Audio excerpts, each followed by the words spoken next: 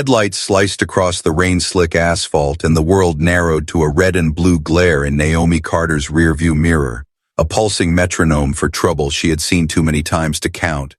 She eased her black SUV to the shoulder, engine idling, hands already at 10 and 2, open, visible, patient, the kind of calm that takes years of training and a lifetime of practice. Her GPS still blinked the same detour screen. Construction had rerouted the avenue leading to Fort Hamilton's Gate 3, and she had pulled over for 30 seconds to confirm the new route. 30 seconds that suddenly felt like a trial. A patrol car door thumped, then boots scraped wet gravel. Officer Rick Halden walked up with his jaw set and his palm hovering near his holster, posture like a verdict delivered before evidence. License and registration, he said, clipped, cold, the words arriving like a door slammed shut. Yes, officer, reaching to my right, Naomi replied, slow as sunrise, narrating every motion the way every black parent teaches their child to survive a roadside stop. He scanned her documents without looking at her name, eyes skimming for faults instead of facts. You know you can't park on a state shoulder unless it's an emergency, he said, gaze hard, tone harder. I pulled over to adjust my GPS for the base detour, Naomi answered, glancing at the distant checkpoint lights beyond the rain haze. I'm due there shortly. Due there, he repeated with a dry laugh, as if the base was a private club and she had said she was on the guest list. The rain intensified, a soft drumline against the roof. Step out of the vehicle, Halden ordered. We'll see about your appointment. Naomi stepped out, straight-backed, composed, chin level, the posture of someone who has saluted under 3 administrations and carried a folded flag to a mother shaking hands. Where are you? Headed, ma'am, he asked, the last word edged with skepticism. Fort Hamilton, Gate 3, Naomi said, holding his gaze. I have a briefing at 2100. Convenient, he muttered. You got anything in the car I should know about? Just a garment bag and a duty case, she replied. Halden circled the SUV, flashlight beam jittering. Pop the trunk, he said. Officer, Naomi said evenly, I do not consent to a search without cause. The flashlight froze, then rose to her face. So now you're a lawyer, he scoffed, and the rain caught the light between them like a curtain of glass. What's your name? Naomi asked, calm as a winter lake. Officer Halden, he said, and tapped his badge as if it were armor. And you're... Naomi C. Carter, he finished, stumbling over the second word for the first time because he actually read it. Something subtle shifted, a crack in his confidence. He still pressed forward. Why the tinted windows, Miss Carter? Standard factory tint, she said, patient. Within state regulation. He sniffed, dissatisfied with the facts, satisfied only by control. Turn around, he said, hands on the hood. For what cause? Naomi asked, still soft, still steady. Obstruction, he snapped, and suspicious behavior. Naomi drew a slow breath and looked at the base lights again, then at the storm-bright road, then back to him, 1,000 calculations sliding into place like a bolt in a receiver. Officer Halden, she said, I will comply, but I will also make a phone call. You're not calling anyone, Midter, he said, thumb grazing the radio. Not until I say so. She held his eyes, and something in her gaze, something earned in sand and smoke and midnight command posts, stilled the air. Then I will use my right to contact my duty office after you complete your safety pat-down, she replied, voice measured, words crisp and lawful. He cuffed her wrists, too tight, a neck, esserly tight. And for a brief second the steel bit her skin and memory bit harder. Medevac rotors, a triage tent, a young sergeant asking if the pain meant the fight was over or still worth it. Walk, Halden ordered, guiding her to the hood, the rain slicking her coat, the red-blue wash painting everything with theater light. From the driver's side window, a small rectangle glowed, a secure phone mounted near the console, muted, patient, waiting. Officer, Naomi said again, when this is over, I hope we have a conversation about respect. He laughed without humor. Respect is earned, he said, and the irony landed between them like a dropped shield. He began his radio call-in, voice flat, codes clacking through the drizzle. Possible obstruction, suspicious subject, send another unit. Subject, Naomi repeated, almost to herself, and then she let the word go, like letting go of an anchor that was never hers to carry. Two cars slowed as they passed, drivers staring, rain smearing their faces into watercolor blurs in the reflected light. Humiliation tried to climb her spine, but dignity stood sentry. She turned her head slightly. "Officer Halden, inside my wallet you will find a second ID card," she said. "Please read it aloud so the body cam records it clearly." He frowned, reached, opened the flap, and saw a rectangle he had not expected. Green bar, eagle crest, the particular font that means access, authority, accountability. He hesitated, then read, "Department of Defense, United States Army, Carter, Naomi E., rank." His voice thinned. "Lieutenant General." The rain did not stop, the lights did not dim, but the scene shifted, as if the road itself had inhaled. Halden swallowed, jaw ticking, then forced a smile he didn't feel. "Well, that doesn't put you above the law, does it?" "No one is above the law," Naomi said, "but rank does place me within a duty chain." He handed the card back, cuffs still biting, pride refusing to retreat. "We're still doing this by the book," he said. "We should," Naomi answered. "Let's make sure we are using the right book." She angled her shoulder and he finally grudgingly loosened the cuffs one notch, enough to let feeling return to her fingertips.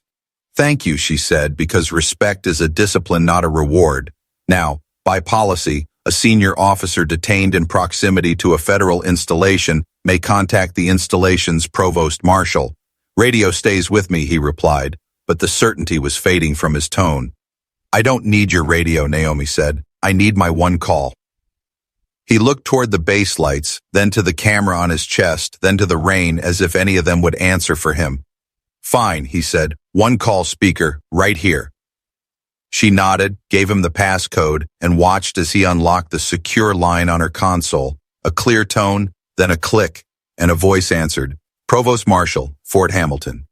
"This is Lieutenant General Naomi Carter," she said, posture unbowed, voice low and level. "I am being detained outside Gate 3 by a state officer. I am safe, I am compliant, and I request a duty liaison and a legal observer to ensure policy is followed." There was a pause, the efficient kind, the kind that means a checklist just opened.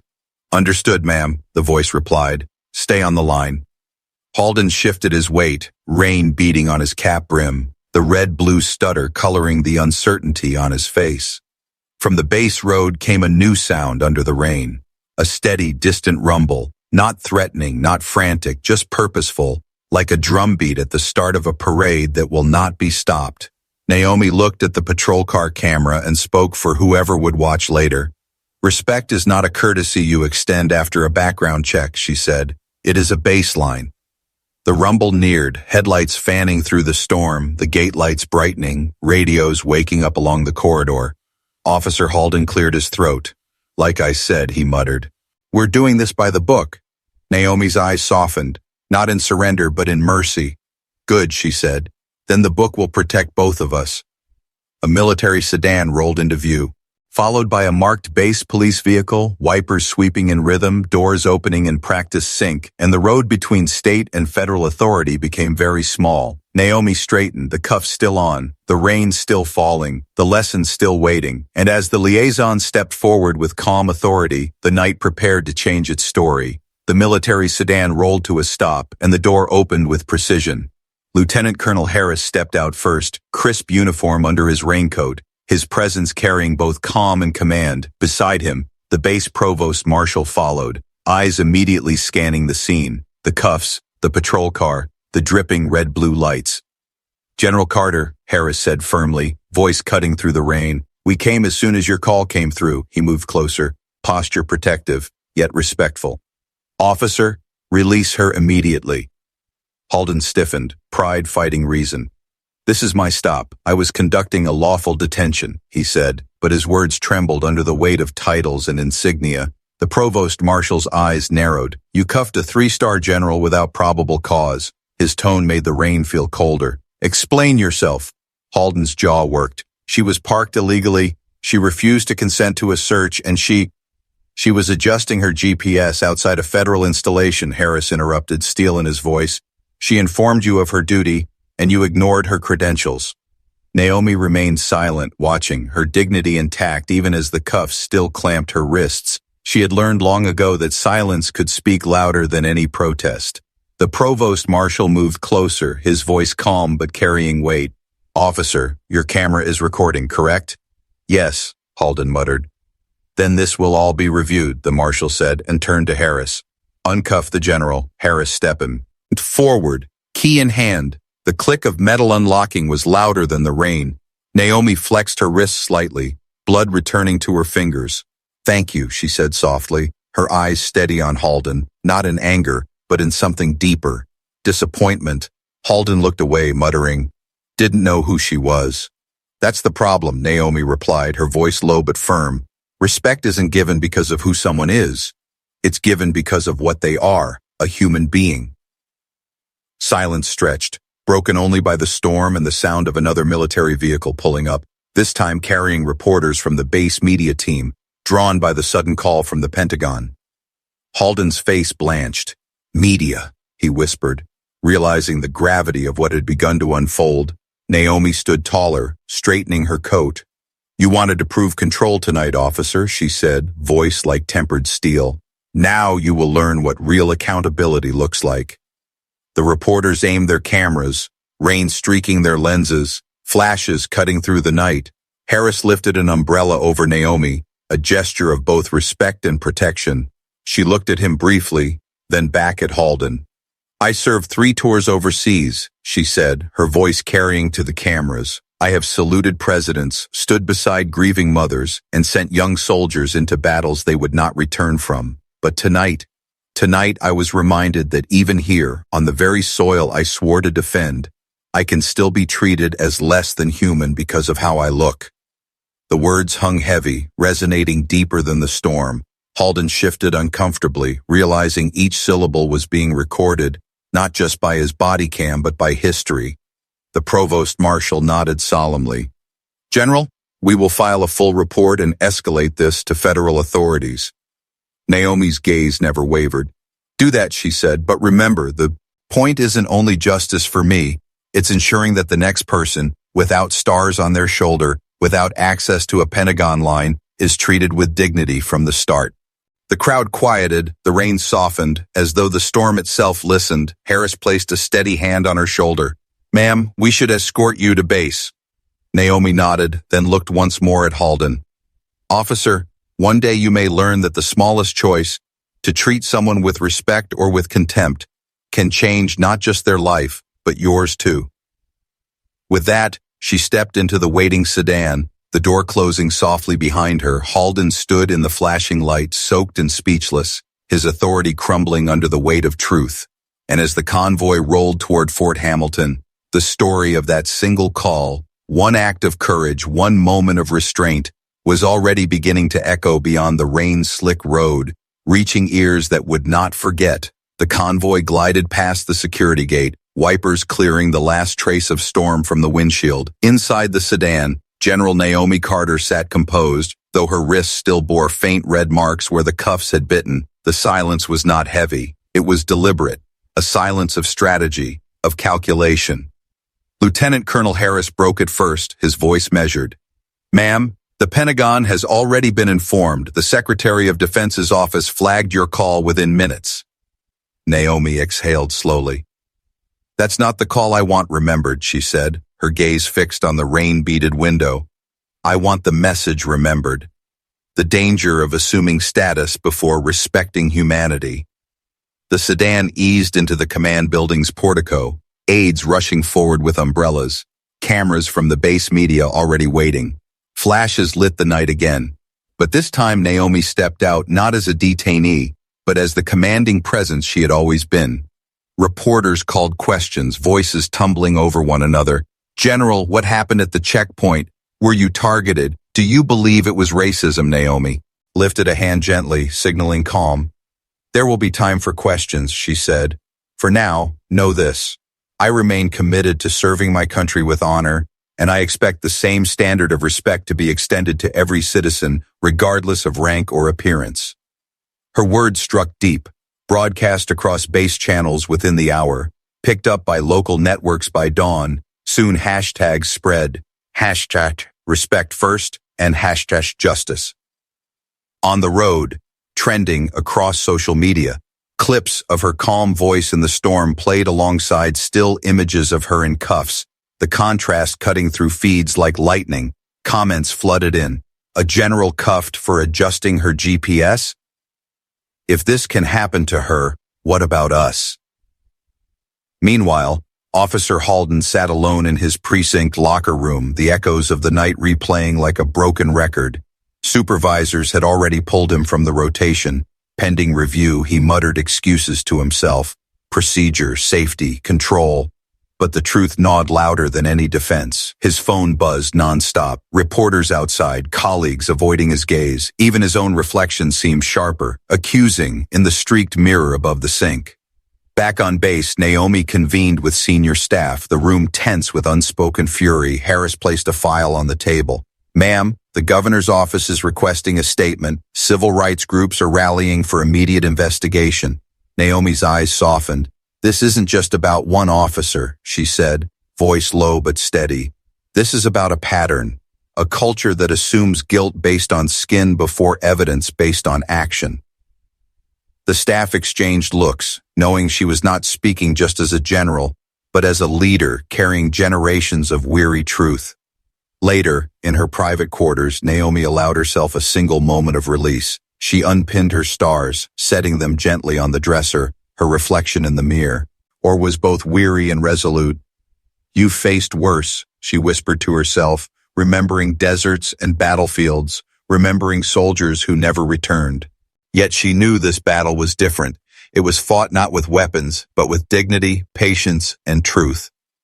That night her phone buzzed with a secure message, not from the Pentagon, but from her mother's old church community in Georgia. Words simple, heartfelt. "We are proud of you, child. You spoke for all of us tonight." Naomi closed her eyes, tears pressing at the edges, then steadied her breath. "This is why," she whispered.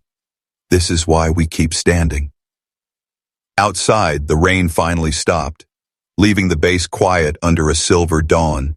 But the ripples of that single roadside encounter were already racing outward, touching lives far beyond Fort Hamilton. And Naomi knew the storm was not over. It was only beginning to move from one road to every road, from one voice to every voice. By sunrise, the video had already gone viral. Body cam footage leaked through internal review channels. The image of a three-star general standing in the rain with cuffs on her wrists became the headline shot on morning broadcast. Anchors repeated the same line with disbelief. Lieutenant General Naomi Carter, the highest-ranking African-American woman in U.S. Army history, detained during a routine stop. Naomi sat in her office, coffee cooling on the desk, untouched, screens around her lit with news feeds. Harris entered, his jaw tight, folder in hand. "Ma'am, the White House called, twice," he said. "The president wants a private briefing this afternoon. Civil rights leaders are also demanding a statement." Naomi closed her eyes for a breath, then nodded. "We'll meet them," she said, "but not with anger. With clarity. The nation doesn't need fury. It needs truth it can hold on to." Meanwhile, Officer Halden faced a storm of his own. Reporters clustered outside his precinct, chants from protesters echoing down the block. "Respect all, justice now," spray painted on placards. His super IORs placed him on administrative leave, his badge surrendered for review, the sting of humiliation sharper than he had ever imagined. For the first time, he saw himself in the mirror not as protector, but as aggressor, the image impossible to erase. On base, Naomi prepared her statement, aides drafted versions full of legal terms and political restraint. She pushed them aside. "No," she said softly but firmly. "This isn't a press release. This is a lesson, and it must sound like one." She stood at the podium later that day, cameras live, soldiers lined in quiet rows behind her. She spoke evenly, her tone steady as steel. "Last night, I was reminded that respect is not guaranteed by rank, title, or uniform. It is something every person deserves at the very beginning of any interaction. To deny that respect based on race, appearance, or assumption is not only unjust, it is un-American." The room stilled, her words cut through like an anthem. I called for help not because I was a general, but because I am a citizen entitled to fairness like anyone else. If my stars protected me in the end, remember, there are countless others without stars, without rank, who face worse every day with no camera to record it. For them, we must do better. Applause rose, not staged, but raw and spontaneous. Reporters captured every second, hashtags surged again. Petitions flooded Congress within hours demanding new accountability measures for roadside policing. In a quiet corner of the base chapel, Naomi later knelt in silence, the weight of responsibility pressing her shoulders. She whispered, "Let this moment lift others, not just me." Outside, a group of young cadets waited nervously. One finally stepped forward, voice shy but strong. "Ma'am, you gave us courage today." Naomi smiled faintly. "Then carry it with you and pass it on, because courage isn't meant to stop here." That evening, the president addressed the nation briefly, referencing her ordeal without naming the officer. "No servant of this country should ever be treated with less than dignity on our own streets," he said. "General Carter reminded us that respect must come before recognition. Across living rooms, across phones, across whispered kitchen table conversations, the message spread wider than any uniform, and Naomi knew what began as one stop on a rainy road had become a mirror the nation could no longer ignore. Days turned into a week, but the fire lit by Naomi's calm defiance did not fade. Congressional hearings were announced, civil rights groups pressed for immediate reforms, and the Department of Justice launched a formal investigation into roadside discrimination practices. Naomi herself kept working quietly, refusing to let the noise turn her into a symbol without substance. She drilled with her units, reviewed readiness reports, and reminded every soldier under her command that discipline begins with respect. Yet everywhere she walked, she felt the shift. Young troops straightened taller. Civilians greeted her with newfound reverence. Her ordeal had made her a living reminder of both pain and strength. Officer Halden, meanwhile, sat before an internal affairs board, his words faltering under questioning. "I followed procedure," he repeated, but the panel countered with body cam footage, transcripts, witness statements. "You ignored credentials, escalated without probable cause, and used language inconsistent with professional conduct," one investigator said firmly. Halden's excuses crumbled, each defense sounding thinner than the last. Public opinion weighed heavier still. Petitions calling for his dismissal surpassed 1 million signatures. His precinct phone lines jammed with demands for accountability. Even fellow officers distanced themselves, muttering that he had embarrassed the badge. Halden realized that one decision, one moment of arrogance, had rewritten his entire career. On Capitol Hill, Naomi testified with calm posture, sitting before senators and representatives, cameras flashing. "I am not here to punish one man," she said, her voice steady. "I am here to expose a pattern, where assumptions about race and appearance lead to unnecessary confrontations, too often ending in tragedy. My case ended in a phone call. Others end in funerals. We cannot allow respect to be optional." The chamber fell silent, her words resonating deeper than politics. Mothers of fallen sons nodded through tears. Veterans in uniform clasped their hands. Even hardened lawmakers softened, realizing her testimony was not just about her. It was about everyone, unseen and unheard. Her statement sparked proposals for new training mandates, expanded body cam policies, and a federal oversight committee. Headlines captured the moment with phrases like "General turns ordeal into reform" and "respect before rank," a call to action. In Georgia, Naomi's hometown church held a vigil, candles flickering as her childhood pastor spoke. "She stood in the rain so others might walk in the sun," he said, and the congregation hummed in agreement. That night, back on base, Naomi sat at her desk, letters piled high, some from soldiers, some from school children, all thanking her. One stood out, written in careful crayon strokes. "Dear General, thank you for being brave. My dad says people should look at hearts, not skin. I believe that too." She smiled, tears rising, and pinned the letter to her board, more precious than metals. Justice was still unfolding, policies still being drafted, hearings still continuing, but already Naomi's single call had moved the nation toward a long overdue reckoning. The storm she had endured was turning into a current of change, and as she looked out at the flag whipping in the night wind, she whispered, This fight isn't over, but we are moving. Weeks later, the echoes of that rainy night scene still rippled across the nation. Reforms had begun moving through Congress, new training policies rolled out across multiple states, and Naomi Carter's name had become more than a headline. It had become a symbol of resilience, respect, and change. Yet for Naomi, life carried forward with its usual weight of duty. She rose before dawn, drilled with her troops, and answered the steady stream of calls from leaders who now sought her counsel not only on defense but on justice. She remained calm, humble, focused, never letting the fame overshadow the principles she stood for. One afternoon, she received word that Officer Halden had requested a private meeting. Her staff hesitated. "Ma'am, you don't owe him anything," Harris said firmly, but Naomi nodded. "Sometimes the hardest respect we show is to those who failed us most." The meeting was arranged in a neutral room at the precinct. Halden entered looking smaller than she remembered, shoulders heavy, eyes downcast. Gone was the arrogance of that night, replaced by weariness and regret. "General," he said quietly, I came to apologize." Naomi studied him for a long moment, silence stretching. Then she spoke. "Do you understand why that night mattered?" Halden swallowed. "Because I didn't see you. I saw only what I assumed, and I was wrong." "You didn't just disrespect me," Naomi replied, her voice calm but unflinching. "You disrespected the uniform I wear, the men and women I lead, and every citizen who deserves dignity on their own streets." Halden nodded slowly, shame carving lines deeper than years ever could. "I've lost my badge," he admitted, "but maybe losing it is the only way I'll learn." Naomi's gaze softened slightly, not with forgiveness but with truth. Accountability is never easy, but change begins when we finally face ourselves. The conversation ended without ceremony. Halden left humbled, Naomi left resolute. Sometimes justice is not about punishment, but about reflection.